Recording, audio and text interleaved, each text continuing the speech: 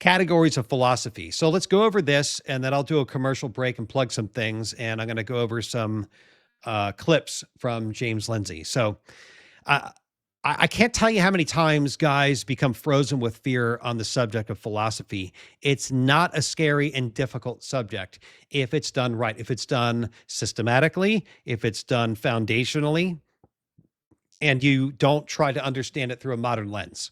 The modern lens doesn't recognize these categories as being a cohesive unit. Three categories, one worldview. Okay, this is called worldview philosophy, right? What they do is they break up the categories now and they become experts in the past century or so in individual categories. Like somebody wants to get a PhD in philosophy, they'll be an epistemology expert or they'll study metaphysics. Most modern philosophers don't believe in metaphysics at all, like the empiricists and pragmatists.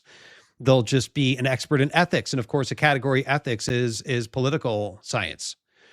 And so we'll go over these and show why you can't separate them without creating an incohesive, self-contradictory, and an unintelligible worldview. So you can start out with the definition of what metaphysics is. We'll start out with metaphysics. Trust me, guys. Again, don't get scared of this. It's super simple. I'll go through it fairly quickly, but thoroughly, and you'll see how when it's presented correctly, it will give you such clarity on how to understand your Christian faith, especially Catholicism, and why it in itself, the Catholic faith, is its own philosophy. It's its own worldview, and why it's so contradictory to the self-deluded and self-contradictory modernism we see. So metaphysics. Metaphysics is the study of the nature of reality. Okay? The nature of reality. And those subcategories, of course, are the nature of man. The nature of reality is not just things that you see, but also things you don't see. Okay? Do things exist that you don't see? Of course. Do things exist before you recognize they exist? Do things exist when you deny their existence? Those are important topics. The nature of man. What is man? What is man composed of? Is he just flesh and blood? Does he have a spirit? What causes him to have consciousness? The nature of the universe. The composition of the universe. What causes the universe? What causes the universe to continue to move? The nature of God, or as the ancient philosophers would say, the first cause. What is God? Is he one? Is he many? Is he omnipresent? Is he approachable? Can we touch it? His essence? Is he wherever his essence is? What is his essence? Right? And how do these first three interact with each other? How is it that man can which is limited and finite, interact with that which is infinite? Right?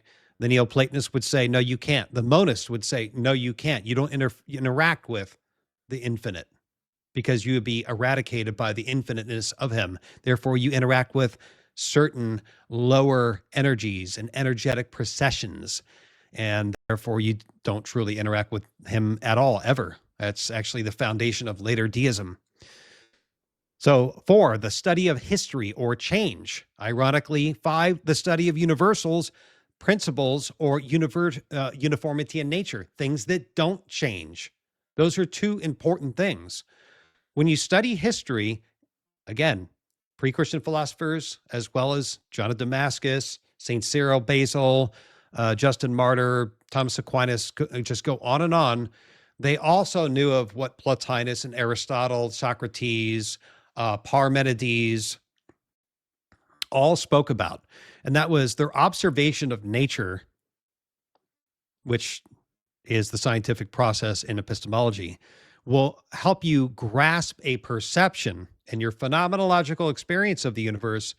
But how is it then in a universe, as I spoke about before in my experience with Buddhism, if everything is subject to change, history, birth, death, and rebirth of the universe, the physical body dies, animals die, cells die, everything dies, then is anything permanent?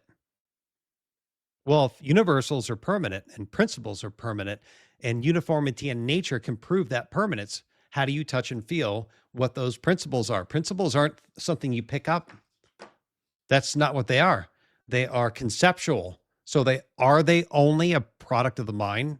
Are they a property of the mind, like Immanuel Kant would say? And we know they're not, because they remain absent of mind, human mind. So what maintains this uniformity in nature?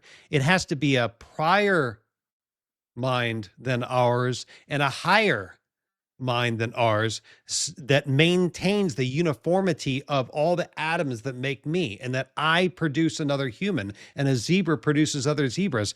And that form, even after I die, is carried on and is maintained through my lineage. What keeps that form? What makes sure that a lion is always a lion, that a star is always a star, that a planet's always a planet, that a whale is always a whale?